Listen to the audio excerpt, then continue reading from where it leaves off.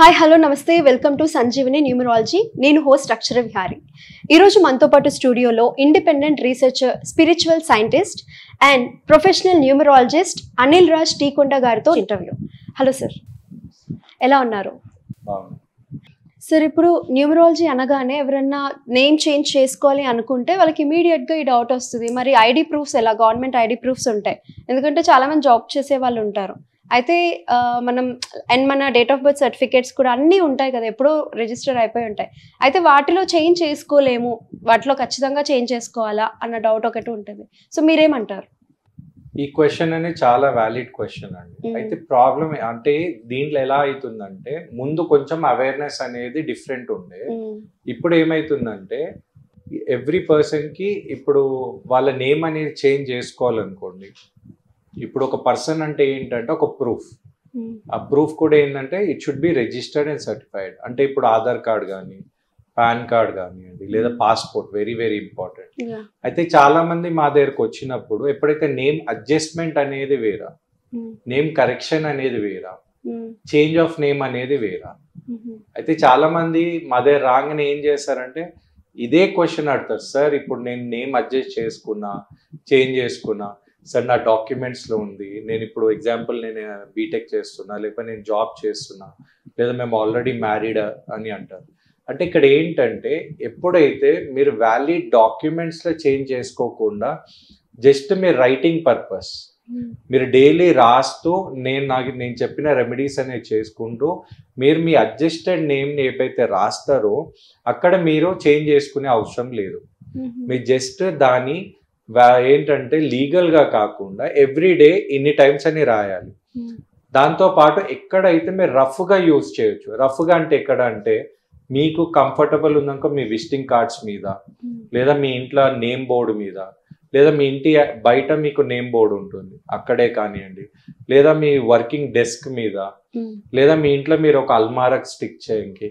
ఇవన్నిటికి ఏంటంటే ఫ్లెక్సిబిలిటీ ఎప్పుడు ఉంటుంది అంటే మీ నేమ్ అడ్జస్ట్ అయితే. అడ్జస్ట్ ఎప్పుడైతుందంటే మీ నేమ్లో ఏదైనా ఒక ఎక్స్ట్రా ఆల్ఫాబెట్ యాడ్ చేయడము, తీసేయడం అంటే దాన్ని అడ్జస్ట్మెంట్ అంటారు. అయితే కొంతమంది ఏం చేస్తారంటే నేమ్ అడ్జస్ట్ అయినా కూడా కనబడదు, మంచిగానే ఉంటుంది. ఇప్పుడు ఎగ్జాంపుల్ నార్త్ ఇండియాకి వస్తే అనిత అంటే మీరు ANITA రాస్తారు, సౌత్ ఇండియాలో అనిత అంటే ANITHA రాస్తారు. అంటే ఇది కూడా ఒకలాగా అడ్జస్ట్మెంట్ లాగా కనబడుతుంది. అయితే ఇక్కడ మీరు అడ్జస్ట్ చేసిరనుకోండి, అడ్జస్ట్ చేసినప్పుడు గెజిట్ త్రూ పోతున్నారు. ఇప్పుడు నేను మీకు నేమ్ అడ్జస్ట్ చేసినా మీకు మంచి రిజల్ట్స్ వస్తుంది. మీరేమనుకున్నారంటే సార్ ఇది నేను అఫీషియల్గా మార్చుకోవాలనుకుంటున్నా అంటే దానికి ఒక ప్రాసెస్ ఉంటుంది. మీకు గవర్నమెంట్, మీకు స్టేట్ గవర్నమెంట్ నుంచి చేంజ్ చేపిస్తారా, సెంట్రల్ గవర్నమెంట్ నుంచి చేపిస్తారా అంటే ఒక ఫార్మాలిటీ ఉంటుంది గెజిట్ అని. అది చేసినాక మీ పాతది ఏదైతే సర్టిఫికేట్స్, ఏదైతే ఎడ్యుకేటెడ్ సర్టిఫికేట్ అవి మారదు. ఆ తర్వాత ఈ గెజిట్ డాక్యుమెంట్ అనేది ఏంటంటే మీరు ఫ్యూచర్లో ఏదైనా మళ్ళీ ఒక కొత్తగా ఆధార్ కార్డ్ అప్లై చేయడానికి వస్తుంది, మీ పాన్ కార్డ్ చేంజ్ అయ్యే ఛాన్స్ ఉంది, మీ పాస్పోర్ట్కి ఇది వాల్యూ డాక్యుమెంట్గా పనికి వస్తుంది, ఇక్కడ పనికి వస్తుంది. అలా చేంజ్ చేసుకోవాలనుకున్నది ఈచ్ అండ్ ఎవ్రీ దగ్గర మార్చుకోవచ్చు. కానీ కొంతమంది కుదరనప్పుడు వాళ్ళు డైలీ నేమ్ అనేది రాస్తే చాలు. కానీ చిన్న పిల్లలకి ఎలా ఉంటుంది అంటే 10th లోపల బెస్ట్ నేమ్ పెట్టుకుంటే మంచిది.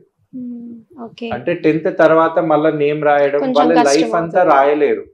కాబట్టి ఇప్పుడు చాలా మంది న్యూమరాలజీ మీద అవేర్నెస్ వచ్చినందుకు వాళ్ళు ఏం చేస్తారు అంటే న్యూ బోర్న్ బేబీకి ఒక మంచి పేరు పెడుతున్నారు. ఆ ఫ్లెక్సిబిలిటీ అనేది మనకి ఇప్పుడు ఉంది.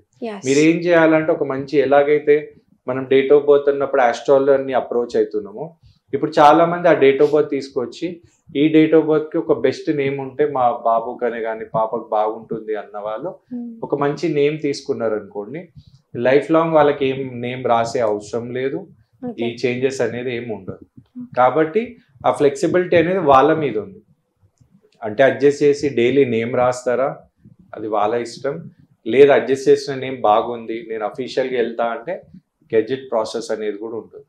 అది ఎలా చేయాలి, ఎవరితో చేపియాలో కూడా మనకు అప్రోచ్ కావచ్చు, అది మనం చేపిస్తాం. సో సార్, ఇప్పుడు చెప్పిన ఈ ప్రాసెస్ కి లైక్ ఎంత డ్యూరేషన్ పట్టొచ్చు అంటారు? ఈ ప్రాసెస్ ఇప్పుడు మీరు లీగల్ గా చేంజ్ చేయించుకోవాలనుకుంటే అక్కడ మీకు మినిమం ఒక 1 month నుంచి 2 months అవుతుందండి. కంప్లీట్ చేంజ్ ఆఫ్ నేమ్ కూడా అయ్యే ఛాన్సెస్ ఉంది. ఓకే. కొంతమంది నేమ్ ని అడ్జస్ట్ చేసుకుంటారు, అంటే ఇప్పుడు వాళ్ళ నేమ్ లో ఒక ఆల్ఫాబెట్ యాడ్ చేయడము లేదా అలా, అంటే నేమ్ అదే ఉంటుంది. ఇప్పుడు ఎగ్జాంపుల్ అనితలో ANITA ఉన్న వాళ్ళు ANITHA చేసుకుంటారు. కొంతమంది అంటే ఇప్పుడు వాళ్ళు సురేష్ ఉన్నారు, వాళ్ళు సురేష్ నుంచి వాళ్ళు చంద్రశేఖర్ అయ్యారు అనుకోండి, దాన్ని కూడా చేంజ్ ఆఫ్ నేమ్ అంటారు. రెండిటికి same process, change of name gazette అని ఉంటుంది. అది ఇప్పుడు చాలా మంది చేస్తున్నారు. ఓకే.